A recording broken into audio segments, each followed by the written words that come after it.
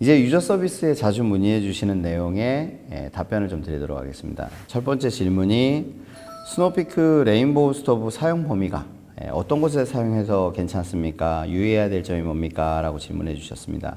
스노피크의 쉘터하고 투룸 쉘터에 한정해서 사용해 주시면 되고요. 바람이 있거나 밀폐가 되는 텐트나 타프, 측면에 패널이 있는 타프들, 이런 것들은 사용하시면 안 됩니다.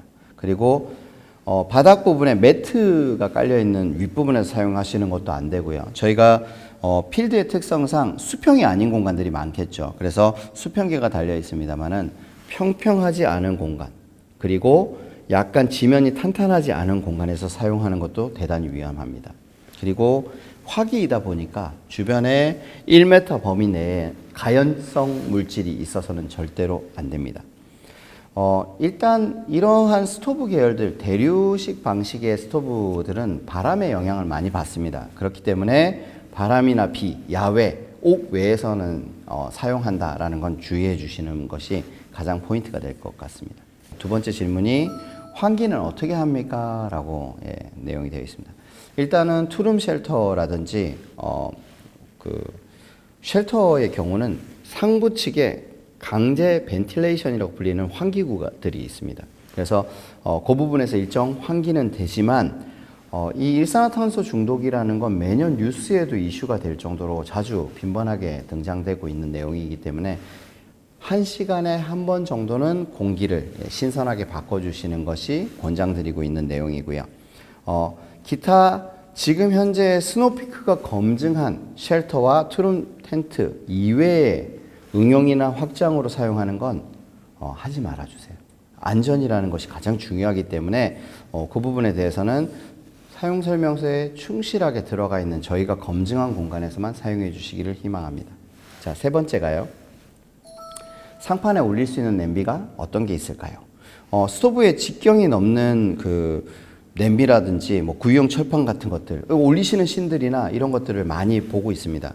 실제로 일본의 경우는 지진이라는 그 자연재해가 있기 때문에 이 난로 위에 뭔가를 올려서 난로 위에 있는 것들이 쓰러지거나 해서 사람이 다치는 경우들, 이런 것들을 방지하기 위해서 모조리 금지되어 있습니다. 저희는 지진이 뭐 이웃 나라처럼 많지는 않지만 이 윗부분에 만약에 철판이나 그리들 같은 뭐 철판 요리 같은 것들 올리면 자, 이 부분에 올라오는 열이 복사열로 합으로 떨어지기 때문에 당연히 이상연소가 발생할 수밖에 없습니다. 대단히 위험한 행동이기 때문에 절대로 하시면 안 됩니다.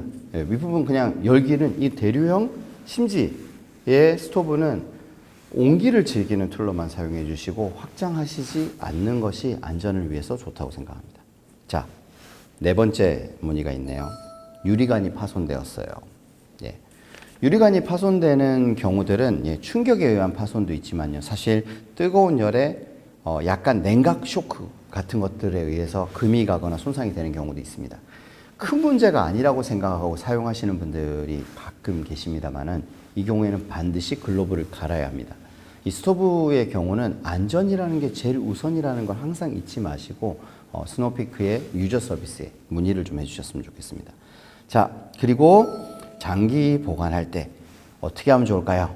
굉장히 내용이 많은 분들이 궁금해하실 내용일 것 같아서 이 부분은 제품을 분해해서 상세한 부분들을 우선 안내를 좀 드리기로 하고요. 우선 내용 부분들이 상부에 있는 그 심지라든지 심지를 교체하는 부분이라든지 그리고 안쪽에 있는 등유를 빼는 부분이라든지 이런 내용들을 모조리 포함해서 좀 안내를 좀 드리도록 하겠습니다. 아, 질문이 하나 더 있었네요. 점화가 잘 안 됩니다.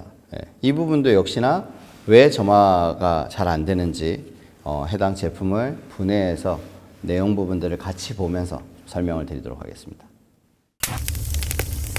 자, 그럼 두 가지 점화 플러그 관리하는 방법하고 장기간 사용하지 않고 수납을 할 때 어떻게 해야 되는지에 대한 내용들을 안내를 좀 드리겠습니다.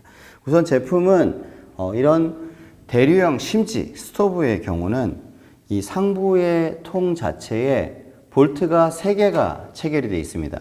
심지 조절기 좌우측으로 각각의 볼트가 하나씩 있고요.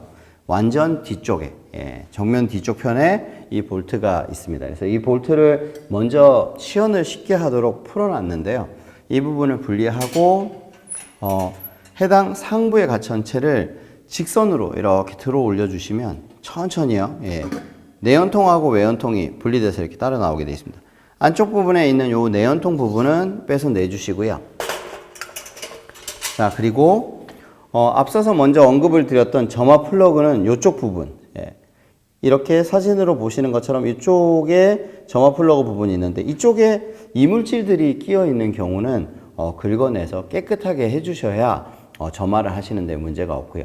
이런 이그나이터 계열들, 점화기들의 경우는 발생 변수들이 참 많습니다. 습도에 의해서 켜지지 않거나 하는 경우들도 있기 때문에 반드시 여분의 성냥이라든지 라이터를 준비하실 필요성이 있습니다. 그리고 내부에 있는 이 연통 부분 안에서는 장기간 보관하실 때 흔히들 잘 알고 있는 부분이 화기가 사용되고 있는 상태에서 충분히 완전히 심지를 태운 상태에서 보관하시는 분들이 굉장히 많이 계십니다. 하지만 그래도 안쪽에 남아있는 등유, 잔존 등유가 발생되기 때문에 반드시 이 연통 안에 있는 잔존 등유는 스포일러를 이용해서 이렇게 경사를 준 다음에 모조리 빼주시는 작업도 해주시고 완전히 비우실 필요가 있습니다. 그리고 내부에 있는 물기라든지 이런 부분들도 완전히 건조가 될 수 있도록 신경을 써주시면 되고요. 그리고 상부에 있는 이 본체, 화기가 직접적으로 이제 대류심지가 불이 착화가 되는 심지 있는 부분은 안쪽에 이런 나비 볼트가 세 군데 있습니다. 이런 형태의 볼트입니다만은 이 부분도 일정 부분 쉽게 시연할 수 있도록 제가 미리 좀 풀어놔서요. 이 부분들을 분리하시고 이 본체를 들어 올려주시면 이렇게 들어 올려주시면 내부의 심지가 보이실 겁니다. 이 심지를 교체하는 방법은 별도의 링크를 보시고 영상을 확인해 주시면 될 것 같고요. 이 부분이 심지가 경화돼서 변질류를 사용해서 손상이 되거나 했을 때는 이 부분 심지가 여기 윗부분에 심지가 닿는 부분들이 굳어 있기 때문에 이 부분을 손으로 눌러 주시거나 장갑을 끼시고요. 벤치로 이렇게 풀어 주시면 사용이 가능한 경우도 있으니 참조를 해 주시면 될 것 같습니다. 일단 장기 보관을 하시는 부분에서는 기름을 모조리 뺀다는 것이 가장 중요한 포커스가 될 거고요. 그리고 심지를 관리하는 부분이 두 번째 포커스가 될 겁니다. 이 부분들을 지켜주시면 깔끔하게 사용할 수 있습니다. 자, 앞서서 스토브에 대한 설명을 드렸을 때 누락시킨 부분이 하나 있어서 추가적으로 안내를 좀 드리겠습니다. 자, 저희가 일반적으로 스토브를 사용할 때 이렇게 드르륵 거리는 소리가 들려오도록 아마 락킹이 전부 걸리면서 돌아갈 거예요. 심지 조절기를 돌리면요. 그렇지만 저희가 불을 껐을 때 내려오면 이 걸려있는 락킹되어 있는 부분은 내려오지 않습니다.